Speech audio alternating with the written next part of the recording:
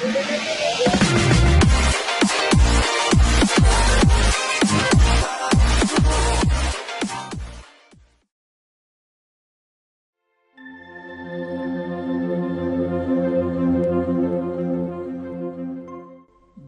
Intelligence والے سفید کپڑوں میں یہاں کوئی بھی روپ بدل کر آ سکتے تھے۔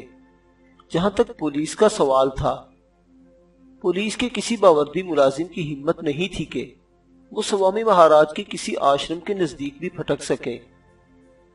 وہ جانتے تھے سوامی مہاراج کے ہاتھ کتنے لمبے ہیں۔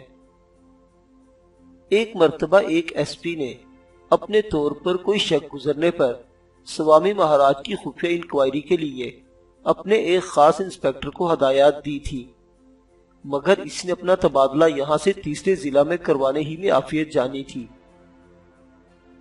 اس بات کا اندازہ انہیں نہ ہو سکا کہ انٹیلیجنس والے واقعی ان کی تلاش میں آئے تھے یا صرف عبادت کرنے۔ یاتری اب مندر کے باہر آ گئے تھے۔ تمام لوگ بھگوان کے نام کا جاپ کرتے اس بس کی طرف جا رہے تھے جس نے انہیں یہاں سے شملہ لے جانا تھا، جہاں سوامی مہاراج کا ہیڈ کوارٹر تھا۔ دراصل یہ لوگ ایک طرح سے ایک مہینے کا چلہ کاٹنے جا رہے تھے۔ ایک مہینہ مہاراج سوامی کے آشرم میں گزارنے اور ان کے سنگ بھگوان کا نام کا جاپ کرنے کے بعد دکھوں سے چھٹکارا مل جاتا تھا، ان کی مکتی ہو جاتی تھی۔ یہ تھا ان لوگوں کا عقیدہ، جس کی بنیاد پر وہ سوامی مہاراج کے آشرم کی طرف کھینچے چلے آتے تھے۔ سوامی مہاراج نے اسی طرح کے اپنے آشرموں کا جال سارے بھارت میں پھیلا رکھا تھا۔ وہ ہر دوسرے تیسرے مہینے ملک کے کسی بھی کونے میں موجود اپنے کسی بھی آشرم میں پہنچ جاتے، جہاں اپنے بھگوان کو رام نام سمرن کروا کے ان کے دلوں میں اپنی عقیدت بڑھا کر ان کے جیبی خالے کروا لیتے تھے۔ سوامی مہاراج نے اب سال میں 2-3 ہفتے بیرون ملک بھی سفر کرنا شروع کر دیا تھا۔ لندن اور امریکہ میں اپنے آشرم قائم کرنے پر توجہ دینے لگے تھے، کیونکہ ان کی چیلوں کی تعداد بیرون ملک بھی تیزی سے بڑھنے لگی تھی۔ مندر یوں تو عبادت گزاروں سے کھچا کھچ بھرا ہوا تھا، لیکن مہاراج سوامی کے سنگ چلہ کرنے والوں کی تعداد 40-50 کے درمیان ہی تھی، جن میں ان کے 2 نئے چیلے گگن دیپ اور ہنس راج بھی شامل ہو گئے تھے، جو ان کی شہرت سن کر امرتسر سے یہاں آئے تھے۔ دونوں کی شادی کو 3 سال ہوئے تھے۔ آنند ورما ایک بینک میں چھوٹا سا افیسر تھا اور نیلم ورما ہسپتال میں نرس تھی۔ دونوں نے شادی سے پہلے بملا یاترا کی منت مان رکھی تھی اور سوامی مہاراج کے ساتھ چلہ کاٹنے کا ارادہ باندھ لیا تھا۔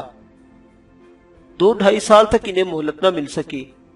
جب 2 سال کے پے در پے مصائب نے انہیں گھیرنا شروع کیا تو کمزور عقیدے کے برہمنوں نے اس کا کچھ اور ہی مطلب نکال لیا اور یہی سمجھے کہ ایسا کچھ ان کے ساتھ شاید اسی لیے ہو رہا ہے کہ انہوں نے جو منتیں مانی تھیں پوری نہیں کی۔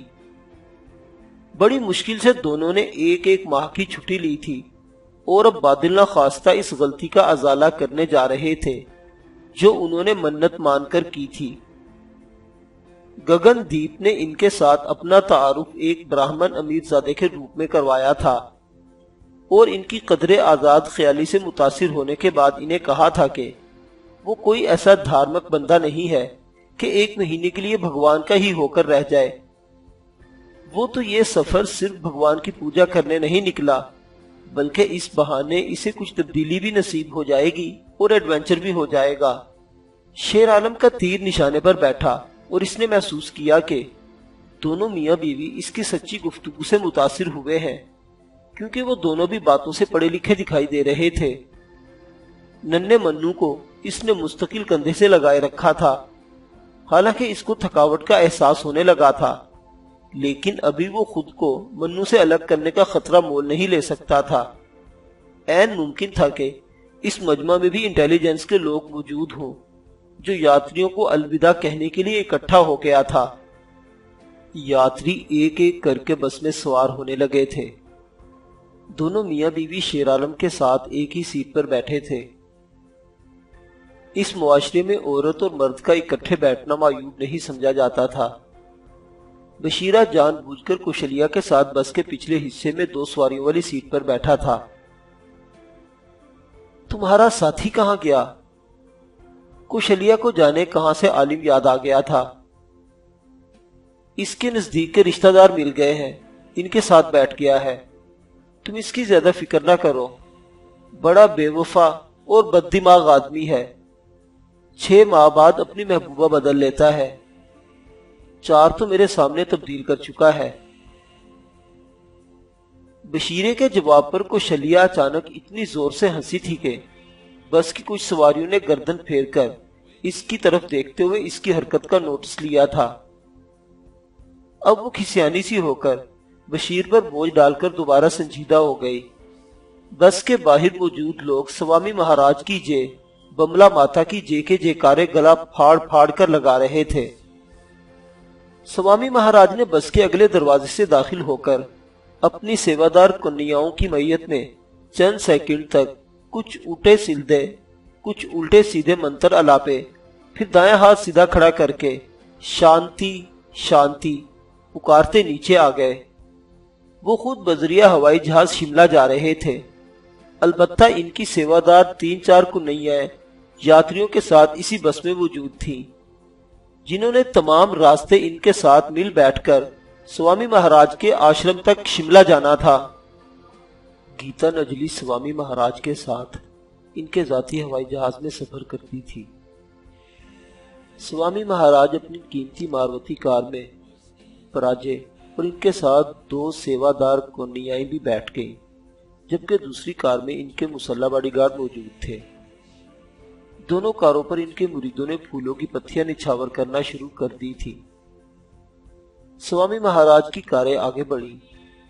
ان کی منزل راجہ سانسی کا ہوائی اڈا تھا، جہاں سوامی مہاراج کا ذاتی چھوٹا جہاز کھڑا تھا،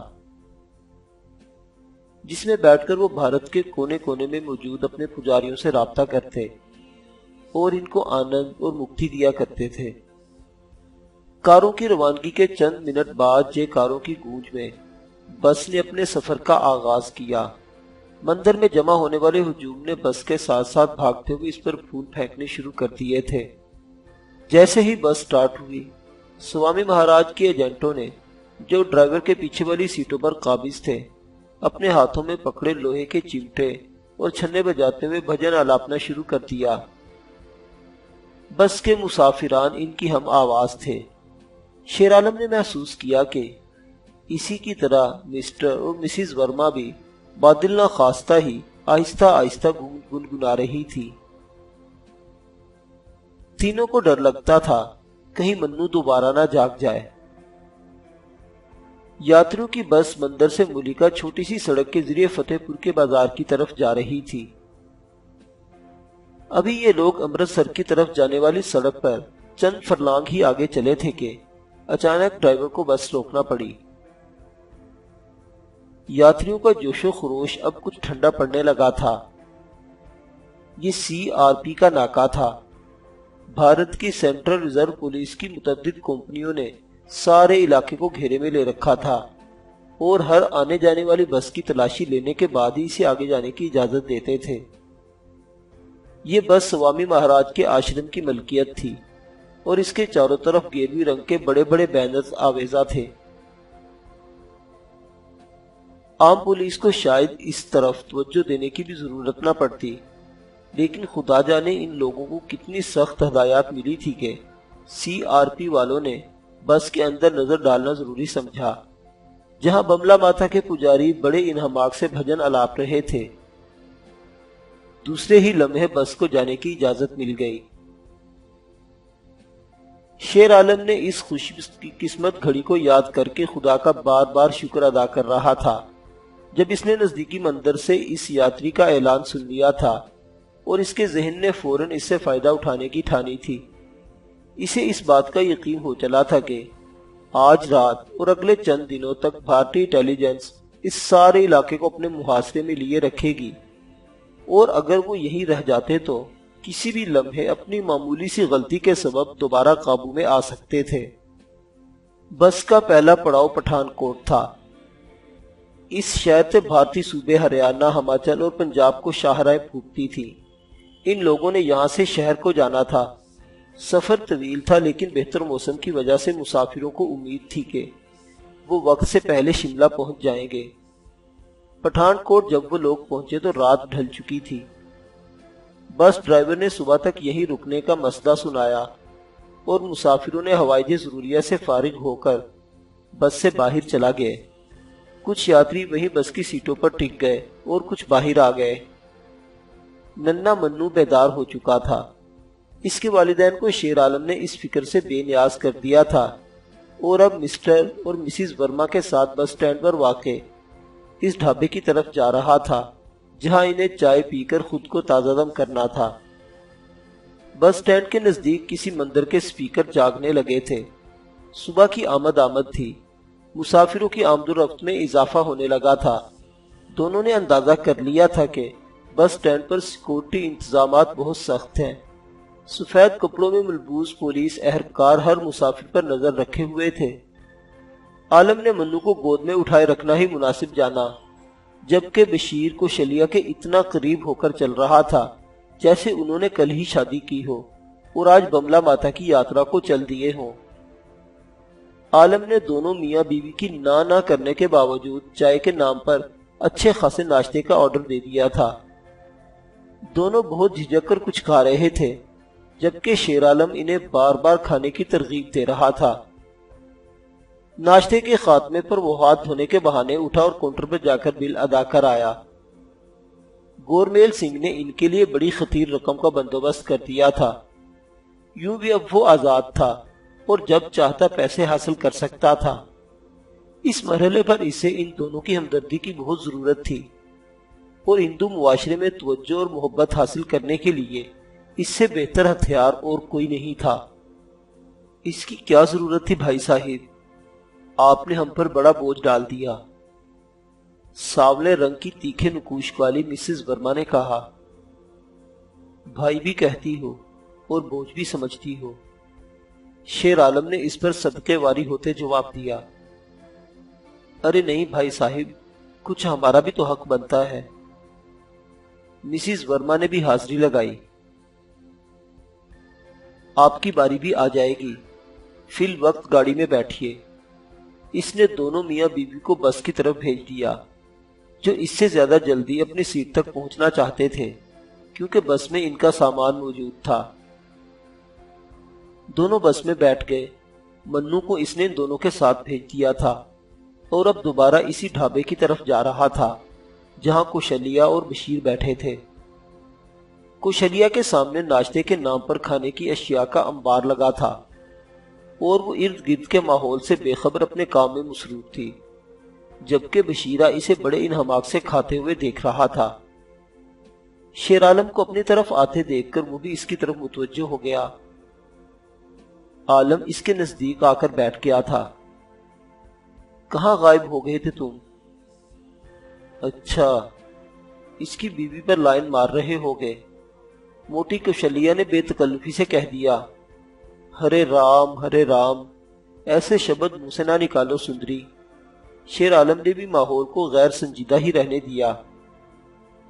خدا جانے بشیر نے اپنا اور اس کا تعارف کس طرح کروایا تھا جو اس موٹی نے بڑی بے تکلفی سے یہ بات کہہ دی تھی۔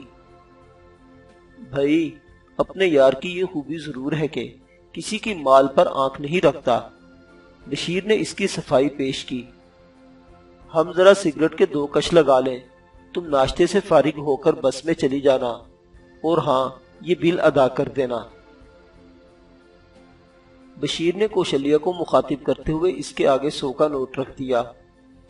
کوشلیہ نے پہلے تو حیرت سے اس کی طرف دیکھا، پھر ندیدے بچوں کی طرح دانت نکالتے ہوئے نوٹ پکڑ کر اپنی انگیاں میں اڑس لیا۔ شاید اس سے زیادہ محفوظ جگہ اس نوٹ کے لیے اور کوئی نہیں تھی۔ بشیرے نے اسے اپنی اور عالم کی امارت کے قصے سنا کر خاصا مرعوب کر دیا تھا۔ کوشلیہ نے جب آشرم میں داخلہ لیا تھا، وہ ایک سمارٹ بھارتی سندری تھی، لیکن سوامی مہاراج کا قرب حاصل کرنے کے چکر میں وہ اس بری طرح پھنسی تھی کہ سوامی مہاراج تک پہنچتے پہنچتے اس کی آتما تو ختم ہو گئی تھی، جسم نے بھی جواب دینا شروع کر دیا تھا۔ کیونکہ گزشتہ 10 سال سے وہ آشرم سے منسلک تھی और स्वामी महाराज के चेलों का दिल बहलाती आ रही थी। इसलिए अब ये इसका मुस्तकिल घर बनता जा रहा था, जहाँ के बहुत से अंदरूने खाना राज इसको मालूम थे। इनका कुछ हिस्सा इसने रास्ते में बशीर को एक माद में लेकर बताया था। अरे क्या पढ़ा दिया है, साली बड़ी बेतकल्लुफ हो रही है, इसने बशीर से अलग होते ही दरियाफ्त किया। आलमे, ये बड़ी मजलूम औरत है, बेचारी। आलमे ने इसकी बात काटते हुए कहा, इसकी बेचारगी का कुछ अंदाजा तो मेज पर लगे ढेर ही से हो रहा था, बाकी अब तुम्हें मिलने के बाद हो गया है। यार कभी तो सीरियस हो जाया करो। मेरी बात सुन लो, फिर मजाक भी उड़ा लेना। कुशलिया 10 साल से इस आश्रम से वाबस्ता है। स्वामी महाराज बड़ा बदमाश आदमी है और हुकूमती हलकों में बड़े असर रसूख का मालिक है। बला का जानी और शराब नोश। इसकी हवस का निशाना बनने का एजाज कुशलिया को भी हासिल रहा है। मैंने अंदाजा लगा लिया था कि स्वामी अपने गिर्द गलत कारों का जाल बनाए रखता है। कुशलिया की गुफ्तगू से मुझे ये भी अंदाजा हुआ है कि जराइम की दुनिया में जिसकी जितनी ज्यादा मुहारत और इज्जत हो, इसे स्वामी महाराज का इतना ही ज्यादा कुर्ब नसीब होता है। चूंकि इस साली का राब्ता स्वामी के मस्टंडों से रहता है, मैंने इसको भी अपने और तुम्हारे मुतल्लिक यही तासुर दिया है कि हम कोई मामूली किस्म के गुंडे नहीं, बल्कि बैनुल अक़वामी तौर पर भी हाथ मारते रहते हैं। हम तो अपने पाप धोने के लिए कभी कभी इस तरह की यात्रा कर लिया करते हैं, ताकि मुंह का जायका भी बदलता रहे। अभी कुछ ना कहना, पहले मेरी बात सुन लो। अगर हमारी शोहरत स्वामी महाराज के कानों तक कुशलिया के जरिए पहुंच गई तो हमें इसका कुर्ब हासिल हो जाएगा और किसी को हमारी तरफ मैली आंख से देखने की जरूरत नहीं होगी। आलमे, तुम्हें तो इल्म है कि अचानक भारत में आज़ादी पसंद तहरीकों ने जोर पकड़ लिया है। खुसूसन पंजाब, मकबूजा कश्मीर, हरियाणा, हिमाचल और यूपी में पुलिस इंटेलिजेंस ने बड़े सख्त बंदोबस्त कर रखे हैं। हमें कम से कम 1 महीना यहाँ गुजारना है, जिसके लिए जरूरी है कि हम कोई मजबूत कवर बनाए रखें। तुमने देख लिया है कि यहाँ तक दौरान सफर हम कई मरतबा चेक हुए हैं। ये तो आश्रम की बस है और स्वामी महाराज की वजह से पुलिस वाले यात्रियों को कुछ कहते डरते हैं। आम बसों के मुसाफिरों को बाहर निकालकर इनकी तलाशी ली जाती है और मामूली शक पड़ने पर इनके सामान की भी तलाशी ली जाती है। मुझे कुशलिया ने बताया है कि आम लोग तो अब घर से निकलते हुए खौफजदा रहते हैं। आलमे, पुलिस को दिल्ली सरकार ने इतने ज्यादा इख्तियारात दे रखे हैं कि खुदा की पनाह, मामूली शक गुजरने पर ये लोग किसी को गोली भी मार देते हैं, ख्वाह बाद में वो सच्चा ही क्यों ना निकले। बशीर ने इसे सूरत हाल की नजाकत से आगाह करते हुए कहा, लेकिन यह भी मुमकिन है कि स्वामी महाराज हम पर ही शक न करने लगे। शेर आलम ने अपना इंदिया जाहिर किया। यूं तो कुछ भी मुमकिन है, ये भी तो मुमकिन है कि हम दोनों को यहाँ खड़े खड़े देखकर कोई पुलिस वाला ही ना आ जाए।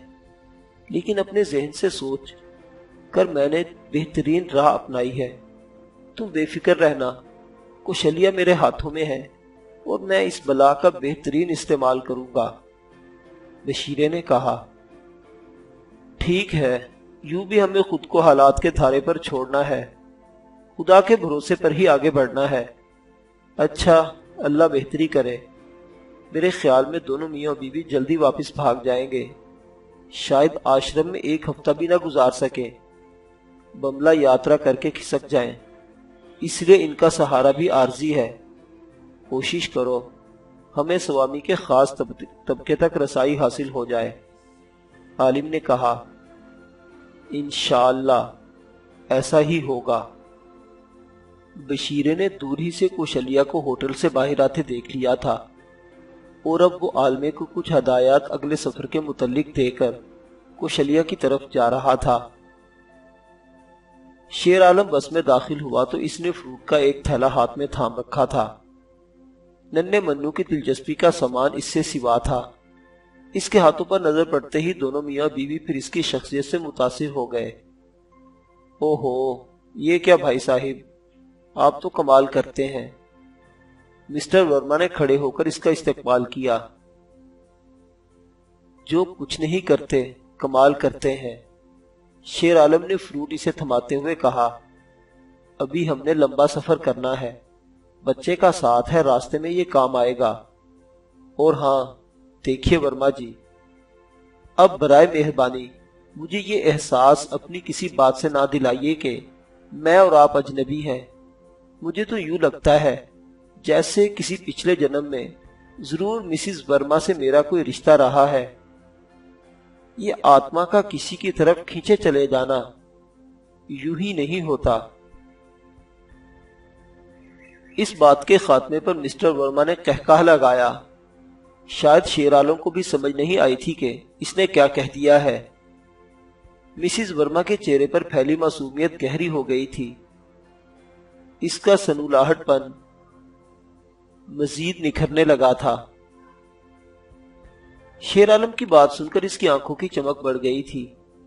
ساری رات مسلسل جاگنے اور کبھی کبھی اونگنے سے اس کی سیاہ آنکھوں میں سرخ ڈورے اتر آئے تھے، اور اس کا سانولا کتابی چہرہ بنگال کی ان وش کنیاؤں جیسا ہونے لگا تھا جن کا سارا جیون کسی آشرم کے سوامی یا مندر کی پروہت کی بھیٹ چڑھ جاتا ہے۔ احساس تشکر سے اس نے اپنی آنکھیں مکمل کھول کر شیر عالم کی طرف دیکھا اور پھر انہیں جھکا لیا۔ 8 گھنٹے کے تھکا دینے والے سفر کے بعد بالآخر وہ تھکے ہارے شملہ پہنچ گئے۔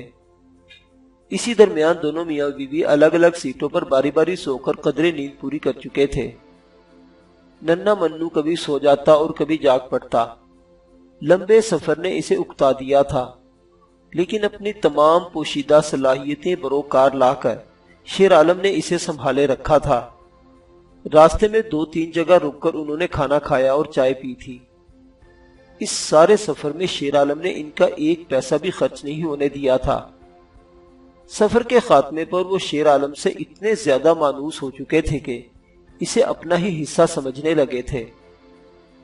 شملہ شہر کے باہر ایک پہاڑی کے دامن میں مہاراج سوامی کا آشرم 40-50 ایکڑ کے رقبے پر پھیلا ہوا تھا، اور اب تمام یاتری بس سے اتر کر پہاڑیوں میں بنی سیڑھیوں کے ذریعے اسی طرف جا رہے تھے۔